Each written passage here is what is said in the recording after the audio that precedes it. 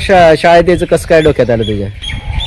असंच एखाद्या वेळेस बस बीस गेली, महिन्यातून 1-2दा येत असते. होय. कुठं राहिलाय? सावंत वस्ती, दादा सावंत. बर बर बर. कसं वाटतंय घोडा चालवताना? बरं वाटतं. आहेत ते आजोबा, शेळे 150 शेळे आणि घोडे 7 घोडे, पुन्हा कोंबड्या पण आहेत. त्यांच्याच बघून शाळा करतो. कितवीला आहे आता? आता मी 9वीत आहे. 9वीच्या वर्गात आहे. रोज असंच येऊन जाईन करतो. घोडा कधीपासून शिकलाय तू? घोडा आता लहानपणापासूनच आजोबाने शिकवलं. आदेश साळुंखे हा 9वीचा विद्यार्थी आहे. त्यानं आता 8-10 दिवसात आमच्याकडे प्रवेश घेतलाय. एकदम चांगला स्वभाव आहे त्याचा.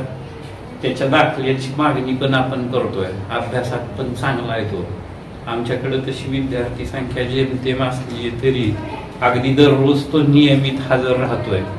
अगदी दिवसभराच्या कार्यक्रमात शाळेच्या परिपाठापासून ते शेवटपर्यंत उत्साहानं त्याच्यात भाग घेतो आणि लवकरच त्याला मग यश चांगलं मिळो अशी प्रशासनातर्फे आपण सदिच्छा व्यक्त करू. तो शाळेत घोडा घेऊन येतो?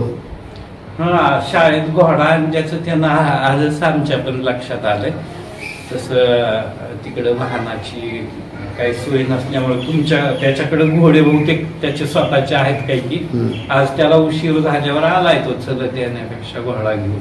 आहे बाहेर बांधायला इथं सोय, त्याच्यामुळे आणला असेल त्याने. जिथे साधनं नाहीत तिथे कारणं शोधली जातात, पण सोलापूरच्या या चिमुकल्याने साधनांऐवजी मार्ग शोधलाय. घोड्यावर स्वार होऊन तो केवळ शाळेत जात नाही, तर अशा अनेकांना शिकवतो की शिक्षणासाठी जिद्द असेल तर कुठलाही मार्ग अडत नाही.